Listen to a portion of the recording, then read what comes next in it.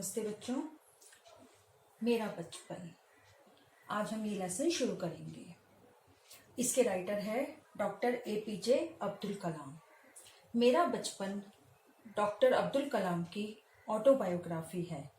मेरा बचपन का मतलब है मेरा चाइल्डहुड, मतलब उनका बचपन। डॉक्टर APJ अब्दुल कलाम का चाइल्डहुड उन्होंने कैसे स्पेंड किया और उसके बारे में उनकी लाइफ के बारे में इसमें एक्सप्लेन किया गया है। इनका जन्म 15 अक्टूबर 1931 में हुआ था।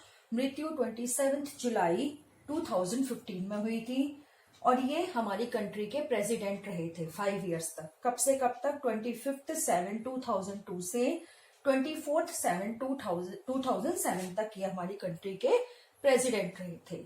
ये एक बहुत ही अच्छे पर्सन थे।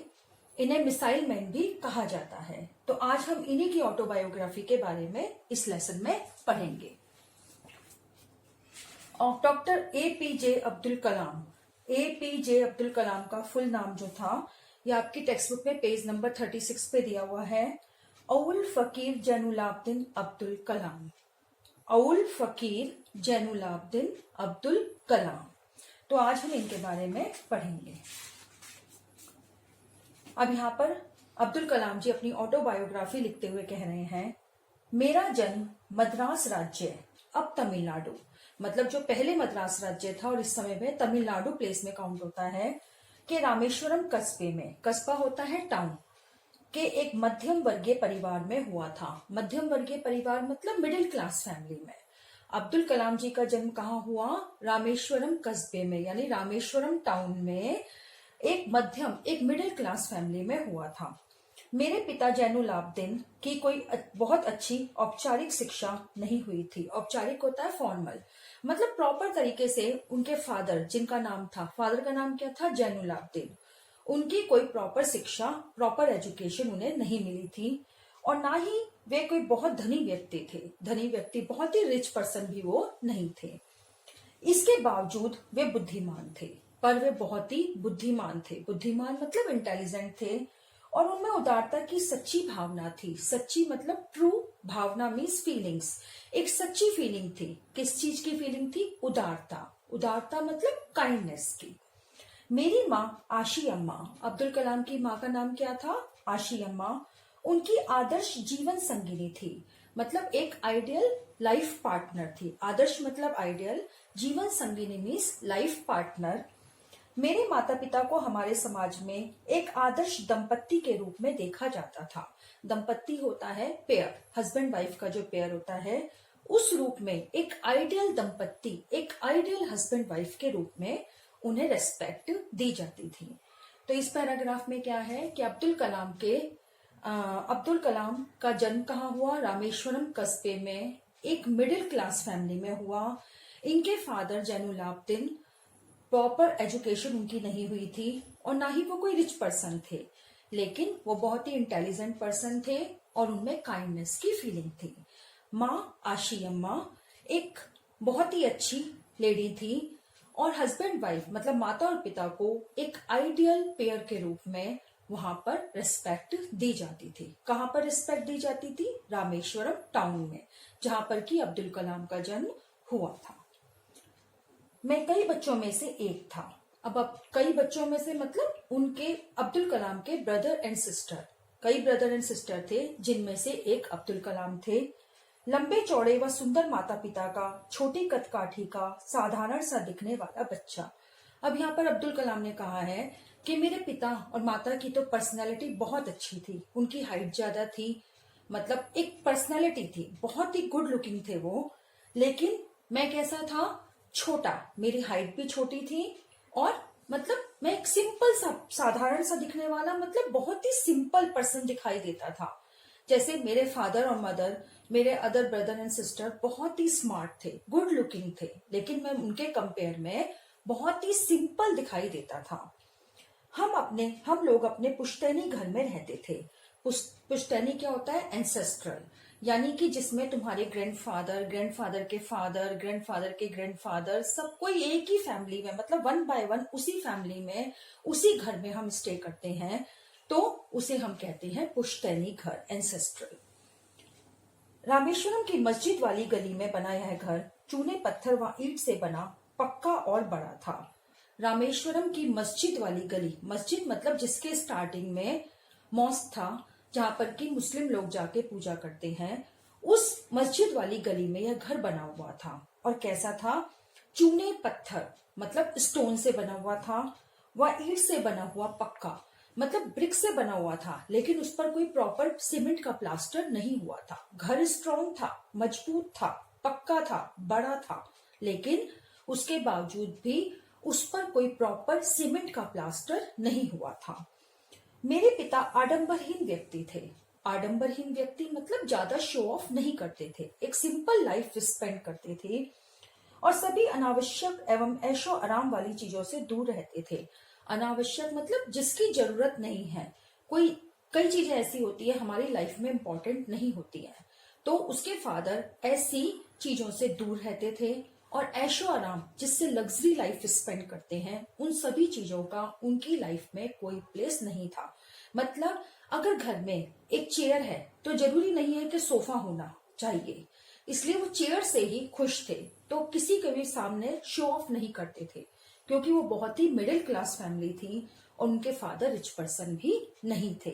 इसलिए उनके फादर का बिहेवियर भी ऐसा था कि जो रियलिटी है वही लोगों को दिखाई देनी चाहिए, इसलिए वो कभी भी शो ऑफ नहीं करते थे। पर घर में सभी आवश्यक चीजें, आवश्यक मतलब यूजफुल चीजें, इंपॉर्टेंट चीजें, नीडफुल चीजें समुचित मात्रा में, प्रॉपर क्वांटिटी में, समुचित मात्रा मतलब प्रॉपर क्वांटिटी में, सुलभता, इजीली उपलब्ध, अवेलेबल थी। शो ऑफ करने वाली कोई चीज जिसकी जरूरत नहीं थी वो चीज अवेलेबल नहीं थी, लेकिन जो चीज हमारे घर में इंपॉर्टेंट थी, मतलब उनके घर में उसकी चीज की जरूरत थी, नीड थी, वो सभी चीजें प्रॉपर क्वांटिटी में अवेलेबल थी और इजीली अवेलेबल थी। ऐसा नहीं था कि उनको अवेलेबल मतलब उनको प्राप्त करने के लिए, उनको गेट करने के लिए उन्हें बहुत ज्यादा मेहनत करनी पड़ती थी, नहीं, इजीली अवेलेबल थी वो। वास्तव में मैं कहूंगा कि मेरा बचपन बहुत ही निश्चिंता मतलब विदाउट एनी टेंशन और सादगी, सिंप्लिसिटी में स्पेंड हुआ। अब यहाँ पर अब्दुल कलाम कह रहे हैं कि जब मेरे फादर इतने सिंपल पर्सन थे तो मेरा बचपन भी उन्हीं की तरह से सिंपल उसमें स्पेंड हुआ। जैसे कि निश्चिंतता मतलब कोई टेंशन नहीं है, विदाउट एनी टेंशन, और सादगी, सिंप्लिसिटी। भौतिक एवं भावात्मक दोनों ही दृष्टियों से, भावात्मक होता है इमोशनल, भौतिक होता है फिजिकल और इमोशनल, दोनों ही पॉइंट ऑफ व्यू से मेरी लाइफ बहुत ही सिंपल तरीके से स्पेंड हुई। मतलब मुझे अपने बचपन में किसी चीज की शॉर्टेज भी नहीं हुई, नीडफुल चीज की शॉर्टेज नहीं हुई, तो कभी कोई एक्स्ट्रा चीज भी अवेलेबल नहीं हुई। बहुत ही सिंपल लाइफ मैंने स्पेंड की। मैं प्राय अपनी माँ के साथ ही रसोई मतलब होता है किचन में नीचे बैठकर खाना खाया करता था। डाइनिंग टेबल नहीं थी, इसलिए अब्दुल कलाम बता रहे हैं यहाँ पर कि मैं अपनी मदर के साथ हमेशा किचन में नीचे बैठ करके ही खाना खाया करता था। वे मेरे सामने केले का पत्ता बिछाती, केला मतलब बनाना लीफ बिछाती थी, स्प्रेड करती थी, फिर उस पर क्या क्या रखती थी, चावल एवं सुगंधित स्वादिष्ट सांबर। ये तो सब आपको पता ही है, राइस और सांबर, जिसमें बहुत ही अच्छी स्मेल, स्वादिष्ट, टेस्टी, सुगंधित मतलब नाइस स्मेल वाला और टेस्टी सांबर उस पर रखती। साथ में घर का बना अचार मतलब पिकल, और नारियल की चटनी भी होती थी जो फ्रेश बनाई जाती थी। ताजी चटनी मतलब फ्रेश चटनी उस पर रखी जाती थी। तो इस पैराग्राफ में अब्दुल कलाम बता रहे हैं कि वो अपनी माँ के साथ हमेशा रसोई में, किचन में नीचे बैठ के खाना खाया करते थे। फर्स्ट माँ प्लेट नहीं रखती थी उनके सामने, केले का पत्ता, बनाना लीफ रखती, उसके ऊपर राइस, पिकल, नारियल की फ्रेश चटनी और स्वादिष्ट टेस्टी सांबर उसके ऊपर रख देती थी। प्रतिष्ठित शिव मंदिर जिसके कारण रामेश्वरम प्रसिद्ध तीर्थ स्थल है। तीर्थ स्थल क्या होता है? पिलग्रिम या होली प्लेस के बहुत प्रतिष्ठित फेमस शिव टेम्पल, जिसके कारण जो रामेश्वरम का एक बहुत ही अच्छा टेम्पल है, बहुत ही आकर्षक टेम्पल है, बहुत ही फेमस टेम्पल है, का हमारे घर से 10 मिनट का पैदल रास्ता था। पैदल रास्ता मतलब वॉकिंग डिस्टेंस था। जिस प्लेस पर अब्दुल कलाम रहते थे वहां से शिव टेम्पल का केवल 10 मिनट्स का वॉकिंग डिस्टेंस था। जिस इलाके में हम रहते थे वह मुस्लिम बहुल था। मुस्लिम बहुल मतलब मुस्लिम लोग बहुल मोर मात्रा में वहां पर रहते थे, मतलब बहुत ही ज्यादा मुस्लिम लोग वहां उस एरिया में रहते थे। लेकिन वहां कुछ हिंदू परिवार भी थे, लेकिन वो प्रॉपर ऐसा नहीं था कि प्रॉपर मुस्लिम एरिया था। वहां पर कुछ हिंदू फैमिली भी थी जो अपने मुस्लिम पड़ोसियों के साथ मिलजुल कर रहते थे और आपस में दोनों के बीच हिंदू मुस्लिम में कोई झगड़ा नहीं था। दोनों आपस में बहुत ही एक साथ मिल करके, एक साथ टुगेदर होकर के रहते थे। कभी कोई फेस्टिवल हुआ साथ सेलिब्रेट करना, कोई और फंक्शन हुआ साथ में एंजॉय करना, मतलब एक साथ सब मिलकर रहते थे। हमारे इलाके में एक बहुत ही पुरानी मस्जिद थी जहाँ शाम को नमाज के लिए मेरे पिताजी मुझे अपने साथ ले जाते थे। अब मुस्लिम लोग कहाँ जाते हैं प्रेयर के लिए? मस्जिद में। हिंदू लोग टेम्पल में जाते हैं। तो अब यहाँ पर अब्दुल कलाम बता रहे हैं कि उस एरिया में एक बहुत ही ओल्ड मस्जिद थी जहां पर मैं एवरी डे इवनिंग टाइम में अपने फादर के साथ नमाज के लिए जाया करता था। रामेश्वरम मंदिर के सबसे बड़े पुजारी पक्षी लक्ष्मण शास्त्री मेरे पिताजी के अभिन्न मित्र थे। होने को अब्दुल कलाम और उसके फादर कौन थे? मुस्लिम थे, लेकिन उनके अभिन्न मित्र मतलब बेस्ट फ्रेंड कौन थे? रामेश्वरम मंदिर के पुजारी, रामेश्वरम टेम्पल के पुजारी मतलब प्रिस्ट जो थे उनके, जिनका नाम था पक्षी लक्ष्मण शास्त्री, वो अब्दुल कलाम के फादर के बेस्ट फ्रेंड थे। आध्यात्मिक होता है स्पिरिचुअल मामलों पर चर्चाएं डिस्कशन करते रहते थे। दोनों पक्षी लक्ष्मण शास्त्री जो पुजारी थे और अब्दुल कलाम के फादर दोनों अधिकतर किस मैटर पर डिस्कशन करते थे? स्पिरिचुअल मैटर पर। जब मैं प्रश्न पूछने लायक बड़ा हुआ, पहले तो मैं बहुत छोटा था, लेकिन जब मैं थोड़ा सा बड़ा हुआ तो मेरे मन में क्यूरियोसिटी हुई कि मैं इस क्वेश्चन का आंसर उनसे पूछना चाहता था। तो मैंने पिताजी से नमाज की प्रासंगिकता के बारे में पूछा। प्रासंगिकता मतलब उसकी इम्पोर्टेंस के बारे में पूछा कि हम क्यों नमाज पढ़ते हैं, इससे हमें क्या मिलता है, क्यों हम भगवान की पूजा करते हैं, वो सब चीजें, वो सब क्वेश्चंस उनके मन में हुए और उन्होंने अपने फादर से उसका आंसर पूछा। अब फादर ने क्या आंसर दिया? वे मतलब अब्दुल कलाम के फादर कहते, जब तुम नमाज पढ़ते हो तो तुम अपने शरीर से इतर ब्रह्मांड का एक हिस्सा बन जाते हो। इतर मतलब इनसाइड, ब्रह्मांड मतलब यूनिवर्स, हिस्सा मतलब पार्ट। कि जब हम नमाज पढ़ते हैं, नमाज को रीड करते हैं तो हम पूरे ब्रह्मांड के अंदर का एक पार्ट बन जाते हैं, जिसमें और एक ऐसा पार्ट बनते हैं जिसमें दौलत, मनी, आयु, एज, जाति, कास्ट और धर्म, पंथ, रिलीजन का कोई भेदभाव होता है, डिस्क्रिमिनेशन नहीं होता।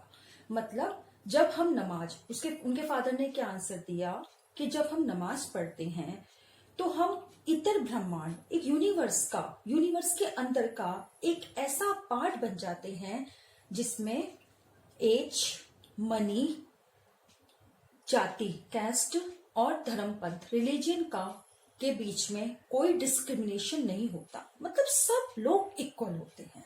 हम एक ऐसा पार्ट यूनिवर्स का बन जाते हैं। अब्दुल कलाम का क्वेश्चन क्या था कि नमाज का इम्पोर्टेंस क्या है, क्यों हम नमाज पढ़ते हैं? फादर ने आंसर दिया कि हम इसलिए पढ़ते हैं कि हम यूनिवर्स के अंदर का हम एक पार्ट बन जाते हैं और जिसमें सब लोग इक्वल होते हैं, मनी को लेकर, एज को लेकर, जाति को लेकर, धर्म को लेकर, उनके बीच में कोई भी डिस्क्रिमिनेशन नहीं होता। मुझे याद है पिताजी की दिनचर्या होता है रूटीन, डेली रूटीन जो होता है, पौ फटने के पहले ही सुबह 4 बजे नमाज पढ़ने के साथ शुरू हो जाती थी। हम लोगों की कोई ना कोई रेगुलर रूटीन होता है, मतलब जो हम स्टार्ट करते हैं, उठते के साथ ही हम स्टार्ट करते हैं। ऐसे ही अब्दुल कलाम के फादर की जो रेगुलर रूटीन था उनका, वो क्या था? अर्ली मॉर्निंग में वो सुबह मॉर्निंग 4 o'clock वो उठते थे और सबसे पहले उठ करके नमाज पढ़ते थे। नमाज के बाद वे हमारे नारियल के बाग जाया करते। नमाज करने के बाद वो नारियल के गार्डन में जाया करते थे। बाग घर से करीब 4 मील दूर था, 4 माइल के डिस्टेंस पर था। वो गार्डन जहाँ पर नारियल उगते थे वो 4 माइल के डिस्टेंस पर था अब्दुल कलाम के घर से। करीब दर्जन भर नारियल कंधे पर लिए पिताजी घर लौटते। करीब मतलब ऑलमोस्ट दर्जन, 1 dozen, 1 dozen is equal to 12, around 12 नारियल वो लेकर के कहाँ पर, कंधे पर, कंधे मतलब शोल्डर पर लेकर पिताजी घर आते। और उसके बाद ही उनका नाश्ता होता और उसके बाद वो ब्रेकफास्ट अपना करते थे। यानी पिताजी हर रोज कितने बजे उठते थे? Near by 4 o'clock early morning. सबसे पहले वे नमाज करते, उसके बाद नारियल के गार्डन जाते। वो नारियल का बाग वहां से कितने माइल के डिस्टेंस पर था? 4 माइल के डिस्टेंस पर था। उसके बाद वो करीबन 1 डजन नारियल वहां से लेकर आते, शोल्डर पर कैरी करके। उसके बाद ब्रेकफास्ट करते थे। मैंने अपनी विज्ञान एवं प्रौद्योगिकी की सारी जिंदगी में पिताजी की बातों का अनुसरण करने की कोशिश की है। विज्ञान, साइंस, प्रौद्योगिकी, टेक्नोलॉजी की सारी जिंदगी में, मतलब मैंने अपनी साइंस और टेक्नोलॉजी से रिलेटेड जो मेरी लाइफ थी उसमें मैंने पिताजी की बातों का, पिताजी ने जो मुझे बताया था, अनुसरण, उसे फॉलो करने के लिए पूरी कोशिश, पूरा ट्राई किया है। मैंने उन बुनियादी सत्यों को, बुनियादी सत्य होते बेसिक ट्रुथ, लाइफ के बेसिक ट्रुथ को समझने का भरसक प्रयास किया है। मतलब मैंने उन चीजों को अपनी साइंस और टेक्नोलॉजी से रिलेटेड लाइफ में पिताजी की बातों को फॉलो किया है। मैंने उन बेसिक ट्रुथ को भी अंडरस्टैंड करने के लिए ट्राई किया है कि ऐसी कोई दैवी शक्ति जरूर है। दैवी शक्ति मतलब गॉड पावर, कि ऐसी पावर जरूर है जो हमें भ्रम होता है डाउट, दुख मीन्स सैड, विषाद मीन्स डिप्रेशन, असफलता मीन्स अनसक्सेस से छुटकारा, रिलीफ करती है तथा सही रास्ता दिखाती है और हमें करेक्ट वे हमारे को बताती है, करेक्ट रूट हमें बताती है कि हमें किस रूट को फॉलो करना चाहिए। जब हम गॉड में बिलीव करते हैं तो बहुत सी बातें ऐसी होती हैं कि जिसका रिजल्ट हमारे हाथ में नहीं होता और हमें ये भी समझ में नहीं आता कि करेक्ट है या रॉन्ग है। उस कंडीशन में हम अपनी सारी चीजें गॉड पर छोड़ देते हैं कि जो भगवान करेगा, जो गॉड करेगा वही सही होगा।